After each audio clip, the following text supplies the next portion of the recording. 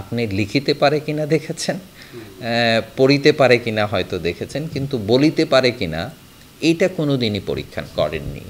তো এখন আমাদের প্রত্যেকটা জায়গা পরীক্ষা হবে। এতদিন ধরে আমরা যে মূল্যায়নগুলো করেছি সেই মূল্যায়নগুলোর মধ্য দিয়ে সত্যিকার অর্থে আমরা আসলে তার সঠিক যোগ্যতাটা পরিমাপ করতে পারিনি। এখন হচ্ছে যে লেখাটা হবে ইন্ডিভিজুয়াল, দলীয় কোনো লেখা আর এখন থাকছে না। আরেকটা হচ্ছে যে সে কেন্দ্রে বসেই সেটা লিখছে এবং ইনভিজিলেটেড থাকছে।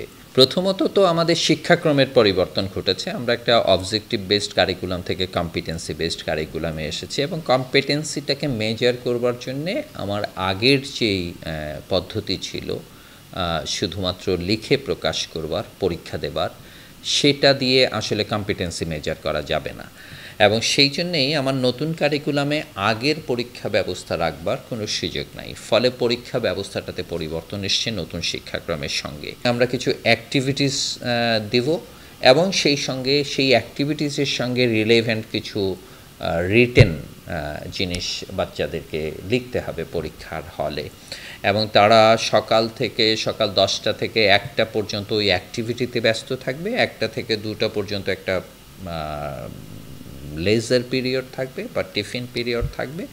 তারপরে আমরা 2টো থেকে বিষয়ের প্রয়োজন অনুসারে বা অ্যাক্টিভিটির প্রয়োজন অনুসারে 2টো থেকে 1 ঘন্টা, 1.5 ঘন্টা বা 2 ঘন্টা যতক্ষণ সময় লাগে সেরকম একটা সময় দিব, যাতে করে তারা ওই কাজগুলোর ভিত্তিতে কিছু রিটেন জিনিস জমা দেয়। এবং এই রিটেনটা আগেও ছিল, আমরা আগে যেটা করেছি সেখানেও ছিল, কিন্তু সেটা নিয়ে কথা ছিল যে সেটা তারা বাসায় বসে করতে পারতো, তারা স্কুলে বসে করতে পারতো বা কিংবা তারা গ্রুপে করতে পারতো। এখন হচ্ছে যে লেখাটা হবে ইন্ডিভিজুয়াল, দলীয় কোনো লেখা আর এখন থাকছে না।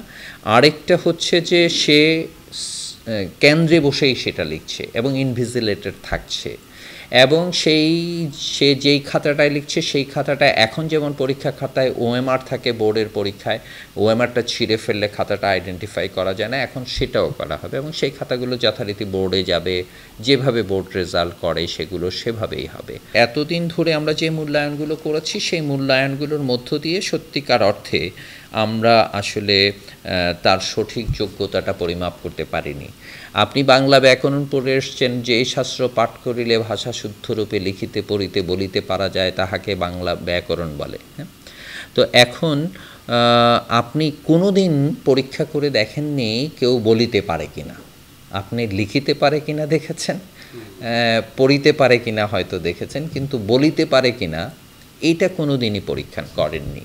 তো এখন আমাদের প্রত্যেকটা জায়গা পরীক্ষা হবে এবং এখন আমার যে রিপোর্ট কার্ডটা হবে সেই রিপোর্ট কার্ডটাতে পরিষ্কারভাবে তার প্রত্যেকটা জায়গায় আমি যদি ভাষার উদাহরণটাই দেই, সেটা হচ্ছে যে আগে ধরেন যে আমি বাংলায় 70 পেয়েছি মানে আমি কি ব্যাকরণটা খারাপ করেছি, আমি কি রচনাটা লিখতে পারি না, আমি কি পত্র যোগাযোগ করতে পারি নাই, আমি কোথায় আসলে, আমি কি সাহিত্যটা ভালো বুঝি নাই, কোনটা আসলে আমার দক্ষতা আর কোনটা না সেটা বুঝবার কিন্তু কোনো উপায় আপনার নাই ওই 70 দেখে।